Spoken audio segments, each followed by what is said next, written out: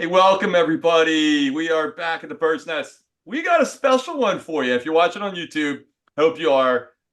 Three folks, right? There's three of us. And to start off with, right, Trey, to start off with, Christine Capitos, you were back here as a guest, and we hit the record button and hit stop. And I said, hey, that was kind of fun. Like, do you want to kind of do this? And I kind of was whatever, but now you're co-hosting here a little bit, and I am excited. And I feel like we need walkout music for you. I feel like I next time know, yeah. It I would definitely so be need like a like a Little Wayne soundboard. song. I need like a soundboard, right? Like to hit like a cool like sound when I say it's like Yeah. it's Christine, like hit Whoa, it. whoa, Like, whoa. right, we'll work on that. All Yeah, right. Anyways, the person joining us, the real guest of the show, is Emily Mireault from Nectar. Yeah, like a waiver. We have a waiver, Christine. Like wave. Like hi. Right? There you go. Um, from Nectar. And I was so excited, by the way, when you said yes. Like Christine and I always go back and forth. We're like, who are we gonna ask? Like, are they gonna say yes? They're not gonna say yes. We shouldn't invite them. Right. And I'm like, hey, how about Emily? We're like, yes. And we say yes. So thank you for joining us. By the way, I know you are busy with everything. So let's kind of hop in a little bit, right? So we were talking before, you just had a new addition to the family. And if I'm mispronouncing this, I want to try. It's Motley, correct? that's correct. 6 month little boy sitting up doing his thing, right? So that is awesome. Well, the first thing I read, the first thing that came to mind when I saw everything was a few things. One, you're very open about that on LinkedIn. Like you documented like I think your entire pregnancy, right? Like almost like the entire thing. My wife, if I took a camera by her like during her pregnancy, she'd be like, she would throw it at me, right? She's like, no, you're getting me from here up. And even then, she's like, no, no, like no pictures. And then eventually, like she's in a picture for like 3 years later, right? So you were very open about that on LinkedIn and sharing the story and sharing like why? Like why so? I come from a family where my whole life has been documented. I can see every single picture from every single birthday, every Easter egg hunt, everything that's happened my entire life. My grandpa started that, passed it down to my mom, who passed it down to me. So we've captured every moment, and becoming a first-time mom was no different. I was like, I want to share this journey, especially because nobody talks about it. My boss and CEO knew when I was 9 weeks because I also had COVID and I was so sick. I was like, I think I need a month off work. Like, I'm so sick. And um, so they knew very early on, which I was not planning to tell them that early. But then once I announced to LinkedIn, I just kind of started sharing the whole journey and how that was affecting me at work and how it was being received. And then everyone was so Hmm. excited to like welcome the baby because they felt like they were on the journey with me. And that is like it's is it a stigma against it? You feel like that's the word that comes to mind. You feel like that people don't talk about it, and they're like, I don't want to either. I don't want to share it, or my boss or my work, may not like, it's more professional and it's not as personal, right? Like we've talked about this, Christine, about the blend, of like people getting to know you and obviously help. There's nothing more personal than bringing someone into the world, right? So I don't know. To me, I find it courageous and I wish more people would, I mean, I don't know, document the journey, but be open about it and just be open about their lives, I guess, and in terms of what's happening. That's me. Christine, am I spot on here? Yeah, no, I mean, I definitely also feel like there's a stigma or just some like, I don't know, just in corporate, it's not really shared until it has to be shared. And it's changing now, I think, like with our generation being so free to share things and, but yeah, it's definitely like not a super common thing for someone to, I mean, it is to share their pregnancy, but not like from a corporate LinkedIn perspective. I think what makes this unique is, yeah, that it was on LinkedIn. Yeah. I mean, to me, it was interesting, but I think you did a great job. And your husband was a part of it. I mean, did you ever kind of say, hey, oh, by the way, this picture is going on LinkedIn for about, I don't know, 80,000 people to take a look at? Like, does that conversation ever come up?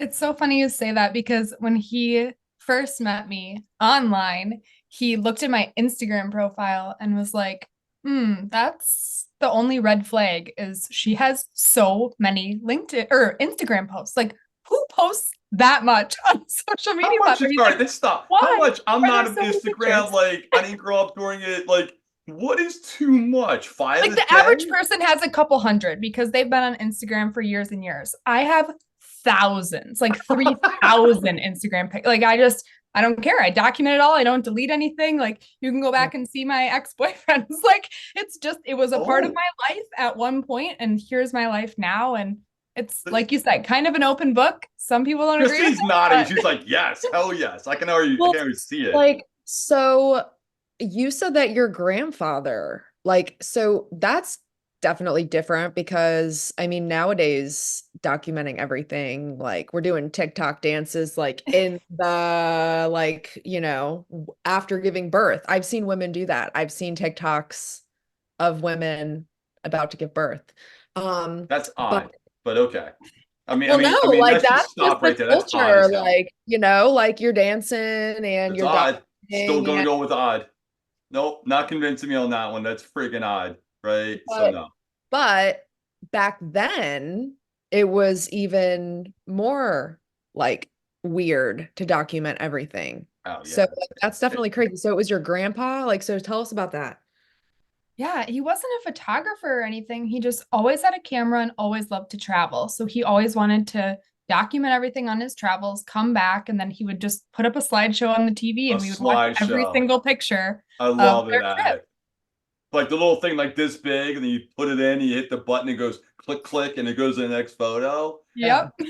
God love him. Yeah. That is So for classic. somebody who like grew up, with everything being documented, like it's not that weird to think about filming being about to give birth. Like, because that's just normal. That's like everything has just been documented. You want that memory.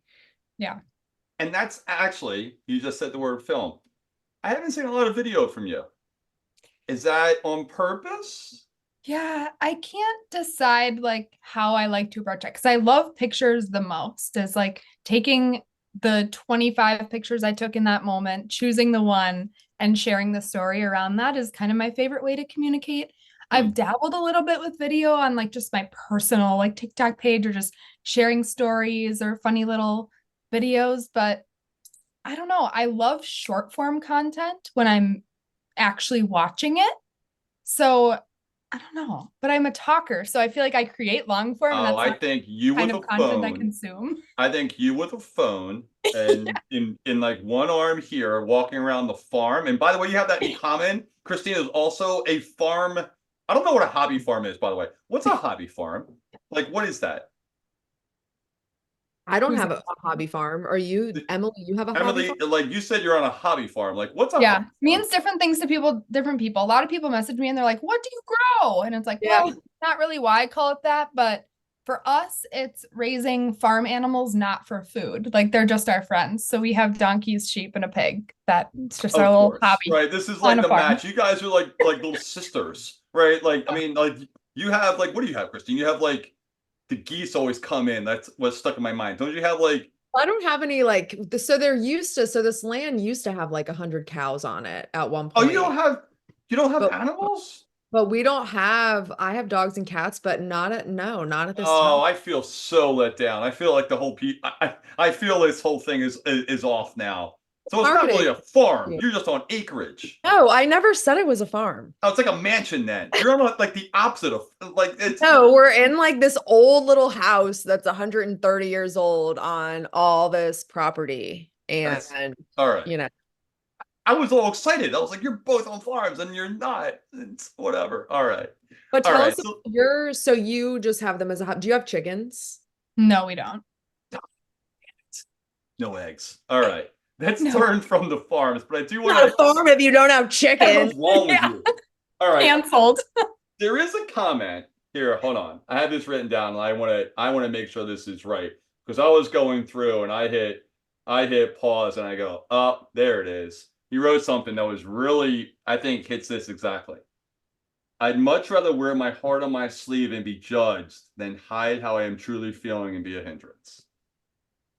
Is that how you've always been? Yeah, Yeah. for Like the that's most part. what There you were see is what you definitely get. there were definitely like hallmark events through my time growing up, especially through that like puberty age where I just became bolder with that and more open and more loving and more reliant on community. But I've always been that really like outgoing, yeah, what you see is what you get, Like but it. lead with love type of. Like it. Okay. Well, look, you're at Nectar, which is the employee engagement and recognition and the piece. And I guess what when it came to my mind was, what have you learned since you've been there a year and a half, like roughly, right? And some cool shots of your coworkers, and you guys look like you're always having fun.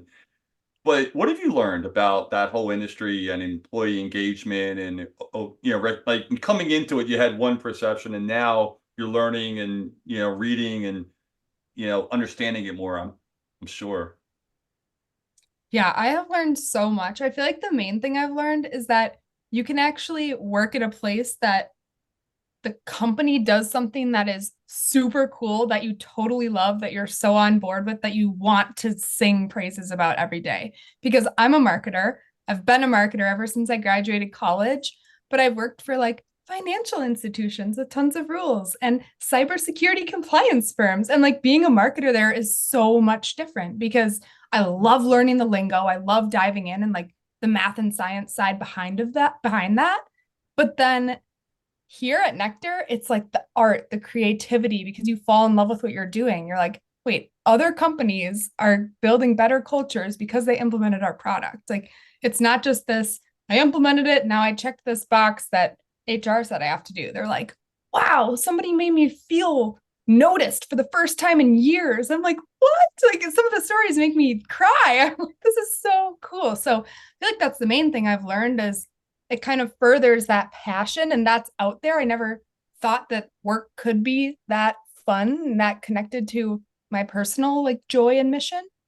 But then I've also learned just like your creativity at work is so valuable. Like especially if you work in a company of under 100 people, you can take something from idea to a full on program that runs and generates revenue and you train new people in on it and it's just so exciting. So don't think your idea is just this small little thing. Like it could change the trajectory of your company. Damn. I know Right. it's huge, Damn. but it's I don't have anything. I mean, Christine, I can't comment on that one, man. Like that's pretty damn good.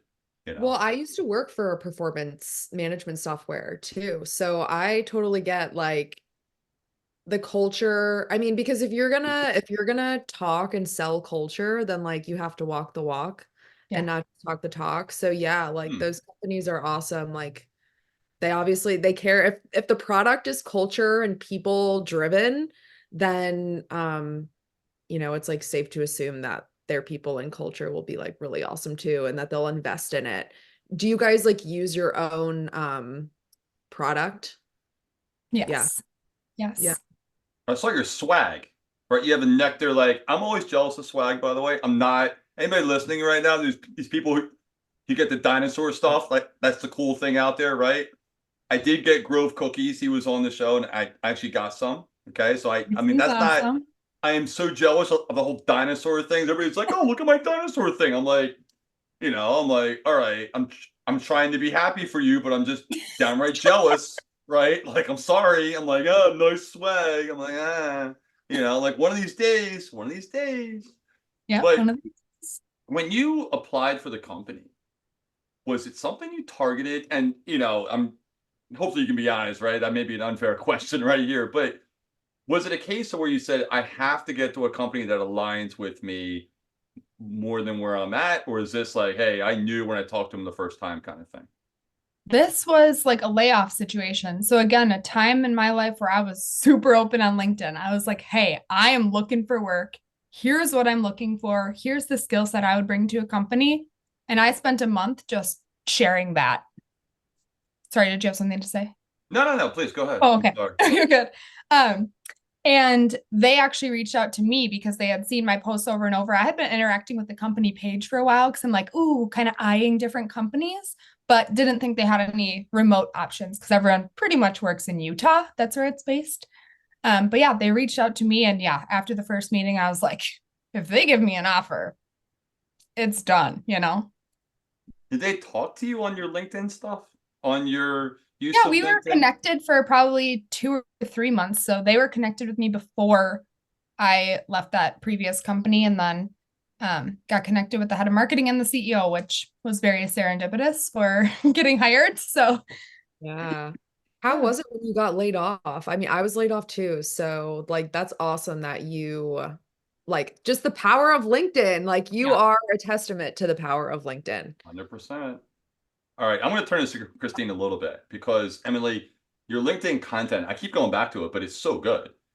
And it has a theme. Like there's a like your posts almost are right in line with like just who you are, right? It's just like, hey, this is who I am, this is what I think, and etc. Right? And it's hard for me to describe, but when I read all your posts, they definitely have a feeling, and they can tell it's you. If that's the best way I can put it. And Christine always talks to me all the time, and her stuff's out there on. You don't have to have this huge engagement, but you have to have a strategy on this, right? So I'll let Christina kind of take this because I know there's a theme to what you do and there's thought behind it, but yet there's also feeling, which is what I think makes it really good. So I don't know, Christine, I'll let you kind of dive into that one a little bit. Sure.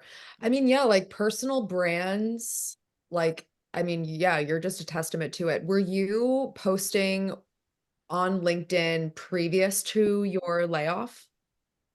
Kind of intermittently. It was that phase where I was like scared of what the employer would think. And then when that happened, I was like, I'm going all in. And now moving forward, it's up to me, not what the employer thinks. So it was actually kind of important as I looked for that next job that they were okay with me sharing my own voice, even if it wasn't just company posts or just their narrative.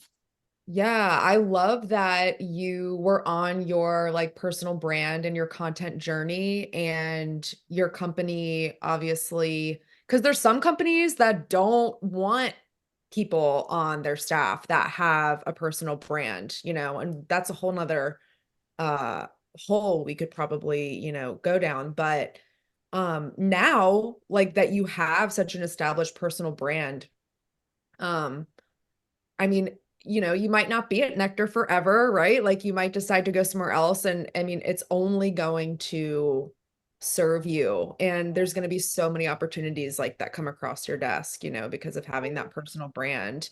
Like, how would you describe, I guess if you had maybe like 3 words to describe your voice and just kind of tie up all your content in a nice little bow, what would they be? 3 words. I'd probably use empathy is one of them. That's a theme I kind of touch on a lot. Um, I'm not sure if trust, I feel like that's kind of another undertone of it. And then just joy. Like, where is the joy in this? Where is the joy in the work, the joy in the play? And how do we tie that all together? Oh, I would totally agree.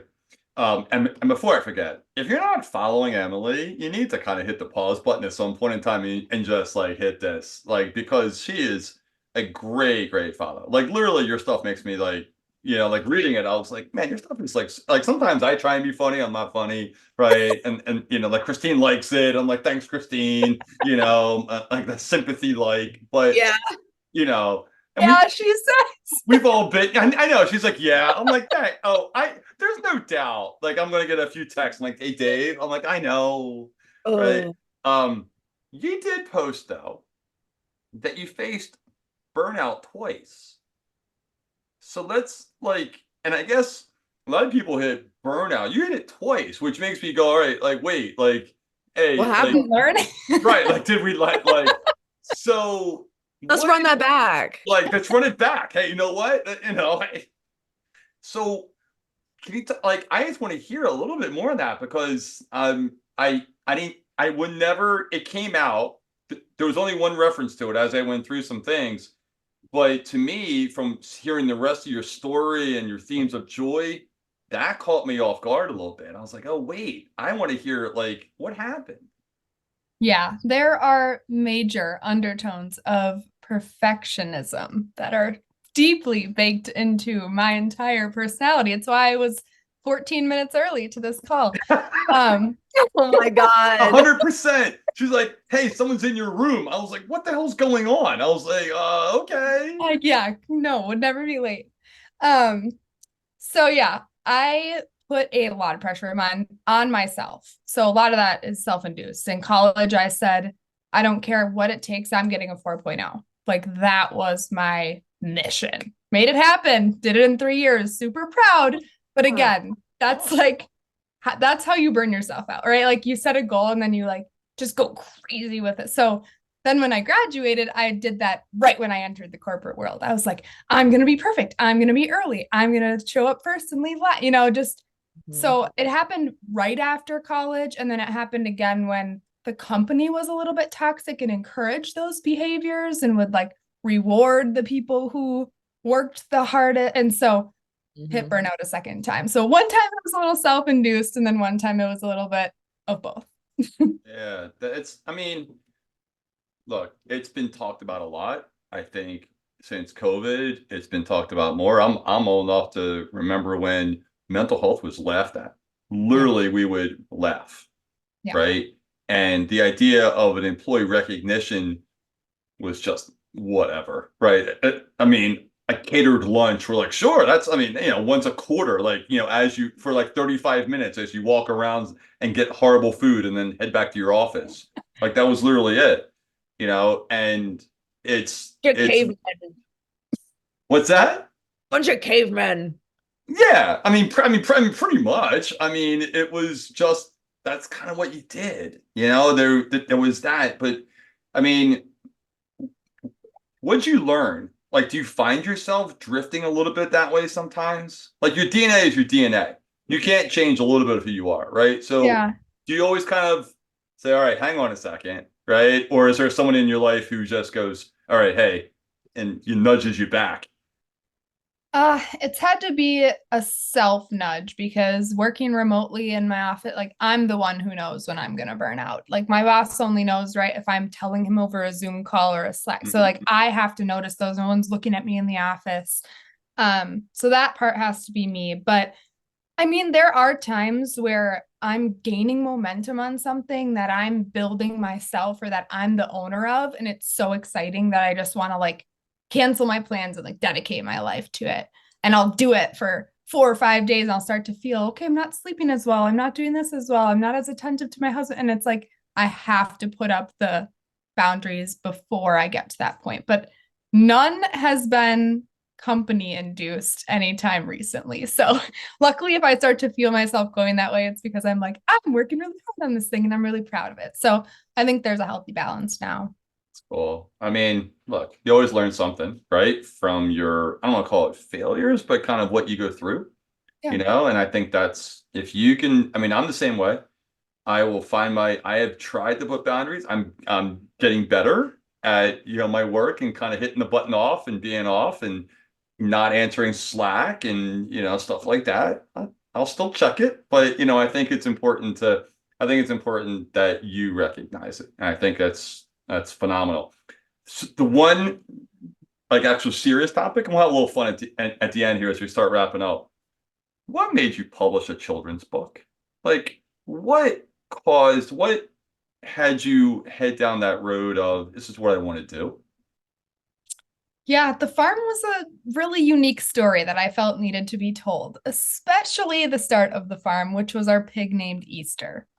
And so that kicked it all off, and we had to write about it. I just wanted to tell the story of how I actually thought when we went to go pick up this pig that I found on Craigslist that it was going to be this cute little thing that I could hold and that could play with my dog and that could like sleep in bed with me. Like I was so wrong. This pig was over 100 pounds, We couldn't move her. They had to hog tie her. Like she was screaming getting into the car. She peed like a fire, like fire hose in my back seat on the way home. I mean, it was a disaster. But it's just a story that you have to tell. It's just very Were you different married at the from time with everyday. this?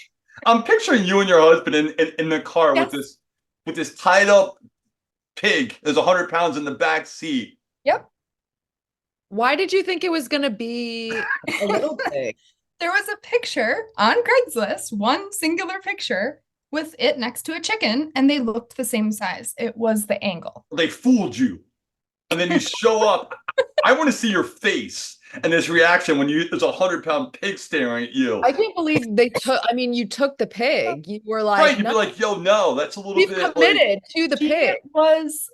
She was isolated and obese, and Oh. she needed to be saved. Like Yeah. we saved her. Oh my We got God. the girl in shape. She lives in her gazebo in the barn. Like she is. Of course she does. And Yeah. by the way, I didn't know pigs were.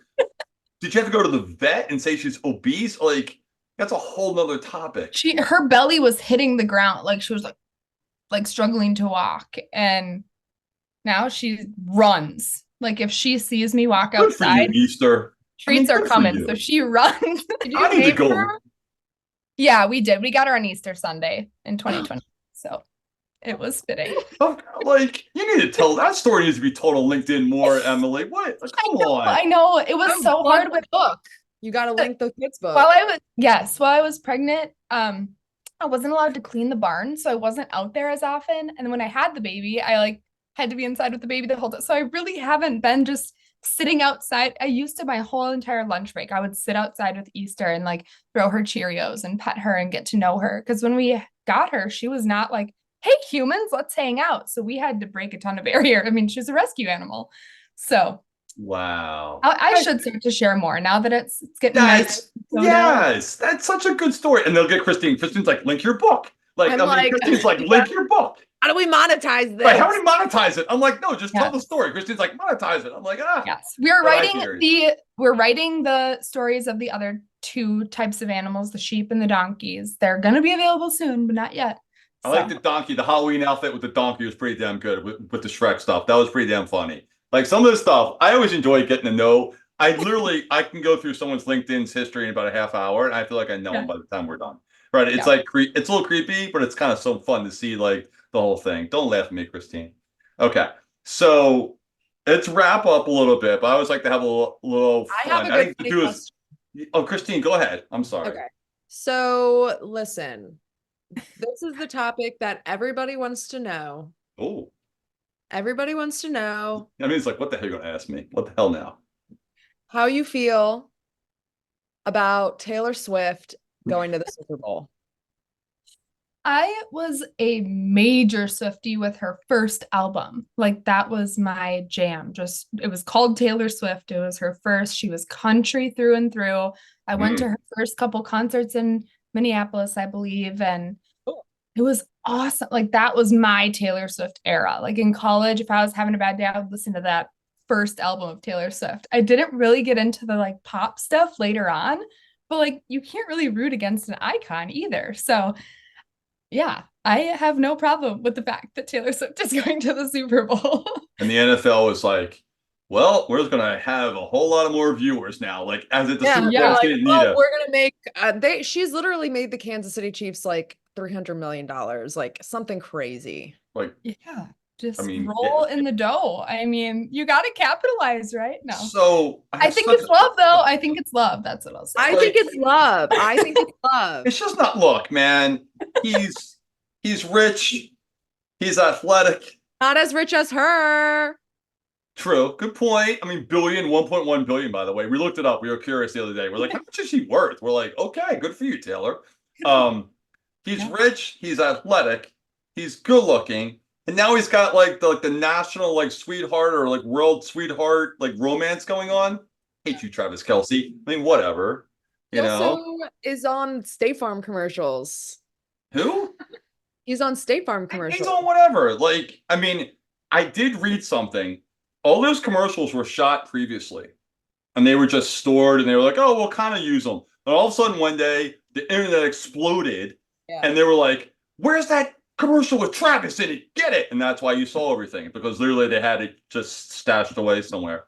So Believe anyway, it or not, I'm actually more into football than I am to Taylor Swift. So I've had Travis Kelce on my fantasy team for the past 2 years. So this was all before the budding romance. I was not a bandwagon Yeah. fan. I think he's an amazing tight end. So I need to go to like I need well, Dated. um, God, Basement Brew Fantasy is where I go. Mikey, who runs he's yeah, crazy. Mikey's awesome.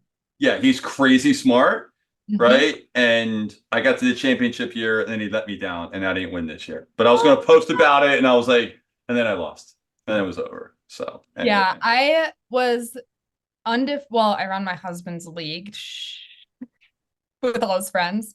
I just was Edit that out. I was undefeated the entire season and then lost in the playoffs. Hate when that happens, don't you? So, he might Who's your team? what do you mean? what, Like your favorite football team? Oh, the Vikings. yeah. I mean, Kirk Cousins and the documentary. Come on, right? You gotta love Kirk Cousins with You that. gotta love Kirk. He's got his money. I mean, there's another guy. I mean, good for you, Kirk Cousins, getting your money. I need to get my money. All right. Yeah. Let's have, I know, Christine, I know, just I know you're gonna like hit me up later. I know. All right, let's have a little bit of fun with this, Emily. So you're doing a keynote speech. Ooh. What are you walking out to? What's the music we're walking out to? Hmm. I'm so sappy. Oh my gosh. Like this is so this is so sappy. The first song that came to mind is this country song called Tuesdays. And it's like, love ain't always the best days or the worst days. Love is the Tuesdays. Like, love is in the ordinary things. Like, I'm so sappy. I love love. I love romance. I feel like it would be on like relationships. That was the first thing that came to my mind, that it would not be a professional keynote. So I don't know why that came to mind, but I You think know just like what? You know joy in the what? ordinary things. It's got to Well, be whatever. my I mean, top that's moment. fine. I don't think It's it, on brand. It's on right. brand. Seriously, that's you. Big heart in the background or Tuesday. something, Okay, I right? now stand by my answer. Yeah, like Yeah. don't change your answer for us. I mean, we don't judge. I mean, like a little, but I mean, not much. Um, 2024. So what's 2024 for Emily? Oh, it's gonna be a big year. I would probably say prioritization. Got a lot on the plate right now. I think it's just prioritizing, and that's kind of the word of the year. Mm. Is it is a lot on the plate for you or the company?